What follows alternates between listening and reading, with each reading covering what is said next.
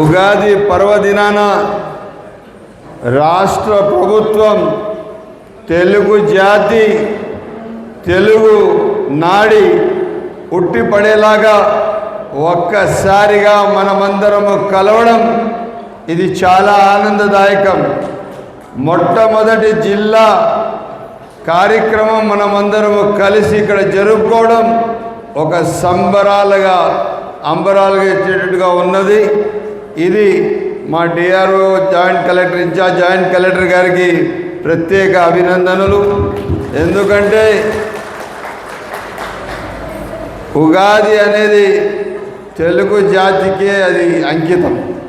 ఎలా అంటే ఉగాది పండుగ మనం ఎంత పూర్తిగా తెలుగువాడు ఎలా ఉండాలా, ఏ విధంగా బట్టలు ధరణ చేయాలా, బట్టలు వేసుకోవాలా, ఏ విధంగా ఉండాలా, పూర్తి స్థాయిగా ఉగాది పండుగ రోజు తెలుగు నాడికి తెలుగు జాతికి తెలుగు మనిషికి అది పూర్తి స్థాయిగా ఆ మనిషి ఆ వేషధారణే మీకు తెలుగువాడి నాడిలాగా ఉంటుందని చెప్పి తెలియజేస్తున్నాను.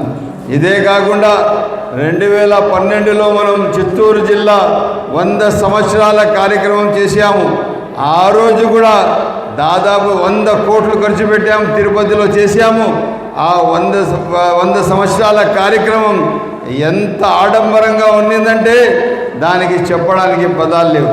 అదేవిధంగా ఈరోజు మన పెద్దలు రాష్ట్ర కాదు భారతదేశానికి ఆదర్శవంతమైన ముఖ్యమంత్రి గారు పెద్దలు నారా చంద్రబాబు నాయుడు గారు మరొక్కసారి ఉగాది పురస్కారాలు ఉగాది వేడుకలు జరుపుకోవడం అవసరం ఉంది.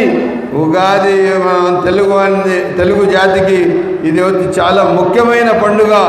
ఈ పండుగ మన అందరికీ ఇక్కడి నుంచి మన కొత్త సంవత్సరం స్టార్ట్ అవుతుంది. ఇక్కడి నుంచి మన రాష్ట్ర భవిష్యత్తు ఒక పంచాంగం రాస్తారు. ఆ పంచాంగం మన తప్పకుండా మన తెలుగు జాతికి మన తెలుగు రాష్ట్రానికి పూర్తి స్థాయిగా ముందుకు నడిచేటట్టుగా ఉంటుంది. ఇదే కాకుండా మనం ఉమ్మడి రాష్ట్రంలో ఉన్నప్పుడు కూడా మనం ఉగాది జరుపుకునేవాళ్ళం, ఉగాది వేడుకలు జరుపుకునేవాళ్ళం. శిల్పారామంలో హైదరాబాద్ శిల్పారామంలో జరుపుకునేవాళ్ళం.